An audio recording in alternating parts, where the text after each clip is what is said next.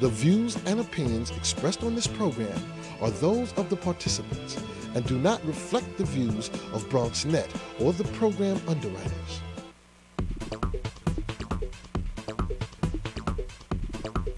BronxNet. Your voice, your views, your vision. And good morning, everybody, and welcome to Open, the one and only show that opens up the Bronx and the world to you. I'm your host, Dr. Bob Lee, and we've got a great show lined up for you today. Coming up on today's show, we'll teach you the dangers of fad diets, be careful, and how to keep healthy in the holiday season and beyond. After that, we'll hear from a Marine walking to make a difference. Plus, we'll find out about some steps you can take to start a business right here in the Bronx. And finally, West 4th Street performs on our Music Monday stage. So stay tuned. All this and more is headed your way because we are now open.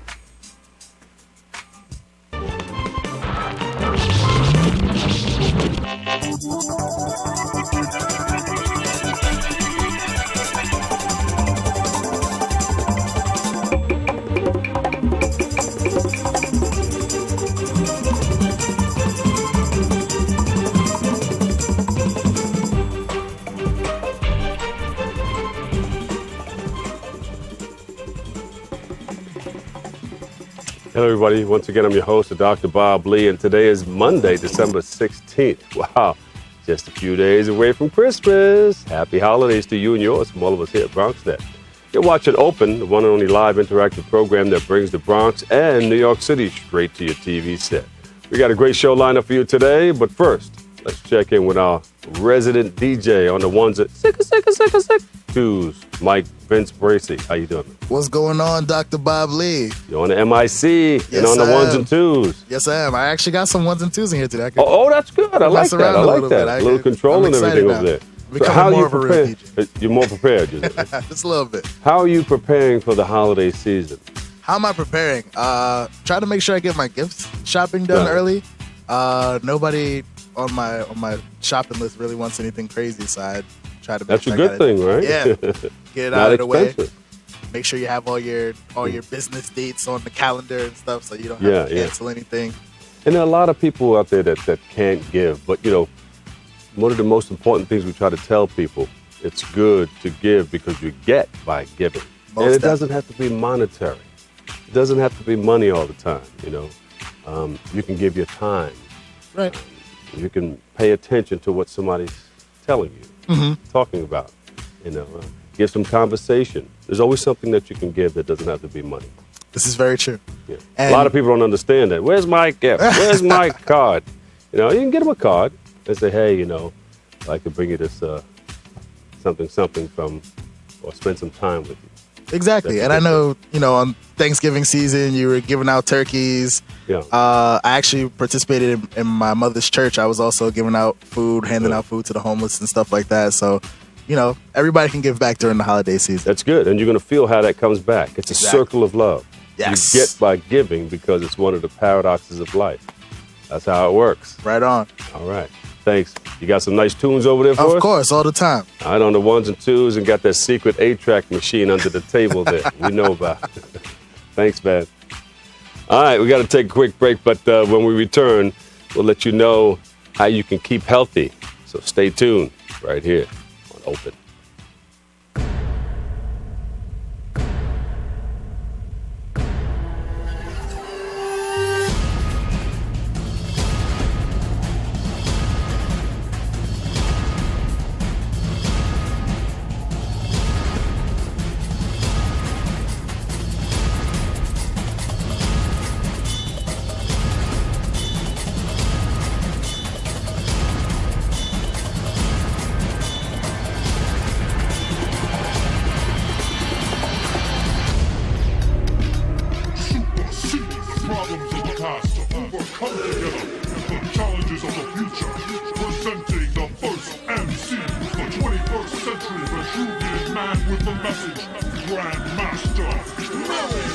You got to learn your body, pace yourself, and have fun. So let's go have fun. Let's go do it.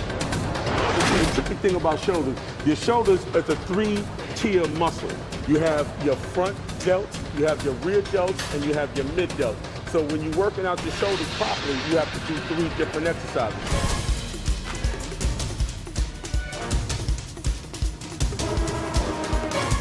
It's wonderful being able to compete with a lot of these young guys from all over the world. It's important to stay in shape.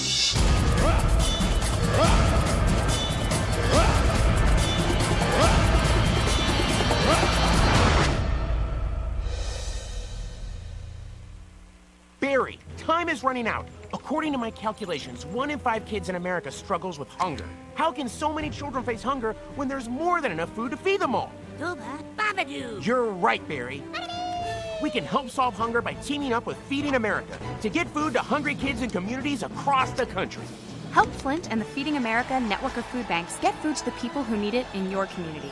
Find your local Feeding America food bank at feedingamerica.org/hunger. Together, we're Feeding America. And welcome back, everybody. I'm your host, Dr. Bob Lee.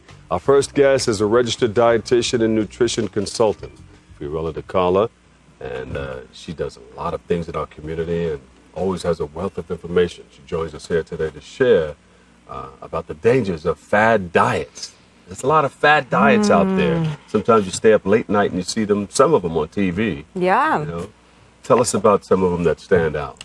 You know, in that really, at the bare minimum, fad diets don't work, and at their worst, can actually harm you. So it's really important to know the differences between the diets and what people are actually promoting. And in my experience lately, one of the biggest things that have been coming across to me are these juice fasts. Yeah.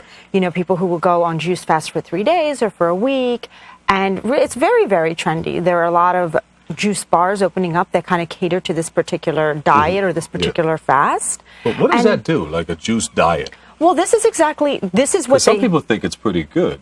Well, there's something that they think that it's going to do, and then there's what actually happens to the body when you're on a juice fast. So what people think is going to happen in the way these juice diets are promoted to the public are that they are somewhat a cleanse for your body. That when you are fasting for the certain amount of days and just having juice, you're getting concentrated nutrients from the juice, and you are cleansing the toxins from your body. Now, what is actually happening... That part is probably okay. Well, this is the thing. There are no toxins in your body that are going to be cleansed through a juice fast. That's the big problem. You know, what are toxins and where are they located in the body? And even if they were in your bloodstream, what does a juice fast that goes through your digestive tract have to do with that? Now, the difference though is that if you're coming off of a kind of not that great diet, if you're going on a fast food diet, high in sugar and so on, and then you're going into a juice cleanse, some of the things that I hear people say is like, wow, I feel lighter, I have more energy, I feel better. Well, that could happen from going from a fast food diet to a balanced diet as well. You don't have to go from a fast food diet to a juice diet to have the same feeling. Yeah. So the extreme is not necessary. And then there are also dangers to the extreme.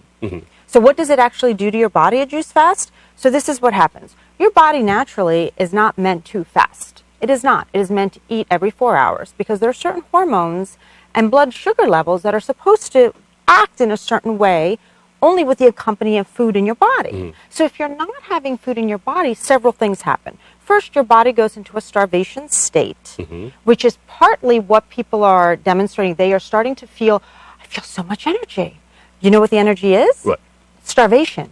Because if you think of us as animals, our evolutionary brain, when we starve, we get a burst of energy in order for us to go get more food, to go forage for food. Track down a deer or something exactly. like that. So it's kind Run of... it down and tackle it. And tackle it and get it, and take it in. And so that is what everyone is feeling. That burst of energy is actually starvation. Right? And that would only last for a certain amount of time before, that runs out. So that is the psychological effects of starvation, is that you get a burst of energy. So then what we see on TV or reading the newspapers is bad press?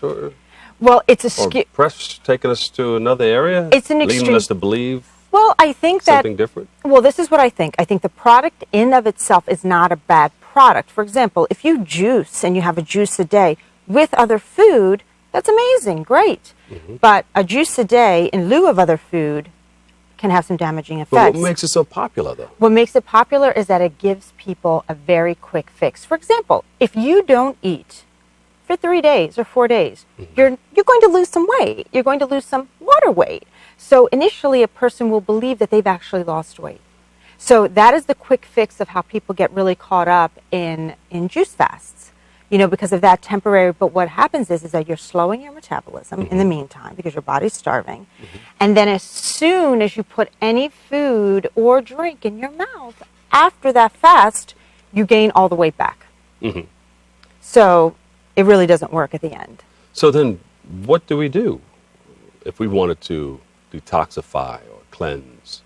Well, the word itself, to detoxify and cleanse, right, is a misnomer. What you want to do is you want to get a balanced diet in order to eat properly so that your systems all function in check. So, for example, if you want to eliminate waste from your body, there is one way to do that, right, and that is through your colon, right? In terms of the toxins and cleansing of body, that is a misrepresentation of the word given the way that your body functions.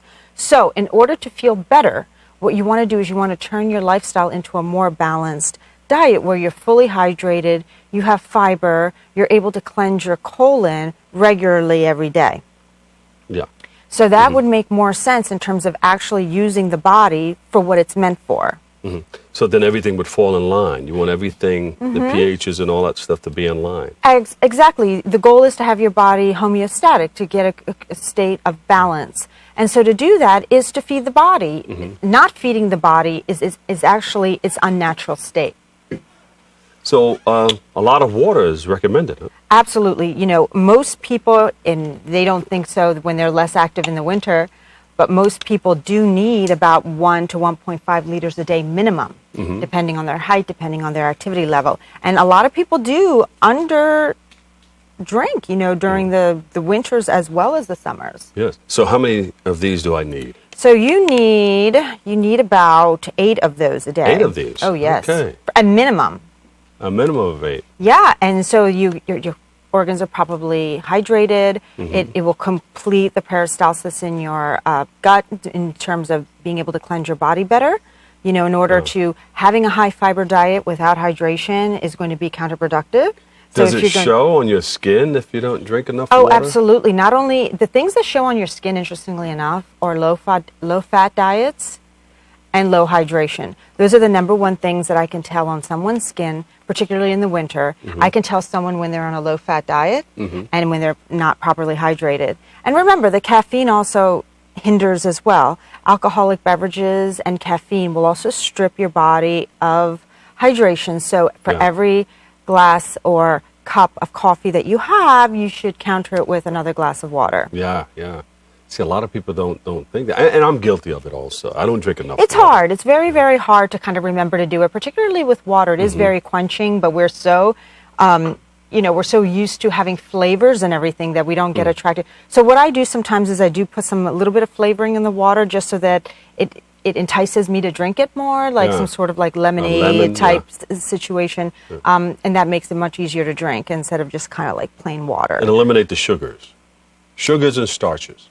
Well, you want to minimize them, right? Because at the end of the day, our brain does run on glucose, so we do need some starch in our diet in order for that to function. You'll see in a lot of very low-carb diets or Atkins diets, people will get like kind of a brain fog. They won't be able to concentrate. They won't have a lot of, because the brain runs on glucose, But what you want to do is, if you look at our culture, we do take in too many carbs sometimes, It's just kind of, it is the cheapest food. Right? It is the cheapest food. So when you go out to restaurants, if you look at your plate, what is the biggest portion? The starches are, because the truth is the restaurant knows that's their cheapest product. And it'll fill you up. And it'll fill you up. Oh, that was a great meal. I'm full. Oh, I'm Yes. satisfied. Right. So they know. So things have become more and more supersized. But, at our detriment, because we really don't have a high level of activity during our day that could really maintain that level of starch in our diet. Back to these fad diets. Many people lose weight on these diets, and they're still unhealthy. Well, yes. In particular with the juice diet, what I was saying. But they accomplish their goal of losing the weight for temporary time. So that's why a lot of people complain that the weight comes back right away. Right. And of course it is, because if I would look at it and understand the diet for what it is, anything that is that extreme is bound to bounce back. There's no way you are setting yourself for, actually for the disaster. You're walking into those juice fasts knowing that, well, hopefully knowing now that we've discussed it, that you are slowing your metabolism. Yeah. And that's not what you want. In any diet situation, what you're trying to do is you're trying to set up your system to where it burns calories more efficiently every 4 hours. And in order to do that, you need to eat. So there is a big difference between going from one extreme to the other. The juice fast is absolutely not necessary. And as a matter of fact, I would say this. You can add juices to your diet with a balanced diet, and that's great. But quite frankly, I actually prefer smoothies over juices. Oh. And there's reasons for that as well. What's the reason for that? Well, with a smoothie, what you can do is you can add several items in there. For example, instead of just having vegetables or fruit, you can also add other things. You can add sources of protein, which keep you fuller longer and boost your metabolism. You can also add some fats in there. For example, some avocado, which allows some of the other nutrients from the vegetables to be absorbed in your body better than if they're just taken in alone, right? Those are the good fats in the avocado. Absolutely. And the avocado in a smoothie actually adds the same type of creaminess that a banana would. If you've ever tried it, it's really great. Oh, it kind of makes it thick. So you have to come one day and we'll put a stand And do up and it. you can, and demonstrating how delicious it could be. Mm-hmm. And then the final and most important piece in the difference between a smoothie and a juice is that you're leaving the fiber intact in the vegetables and fruit in a smoothie because you're just blending it. Whereas in a juicer, you are extracting the fibers left in the juicer, and you need that fiber. That is the most important component of that vegetable. Yeah. The vitamins are great too, but really, in unison, it's the best thing for you to do. Tell us, it's going to be winter in a couple of days or about a week or so. Should we be eating seasonally? Well, I think that the seasonal foods now are at their most nutrient dense. So you really would be missing out on a lot of vitamins if you didn't eat seasonally, A lot of the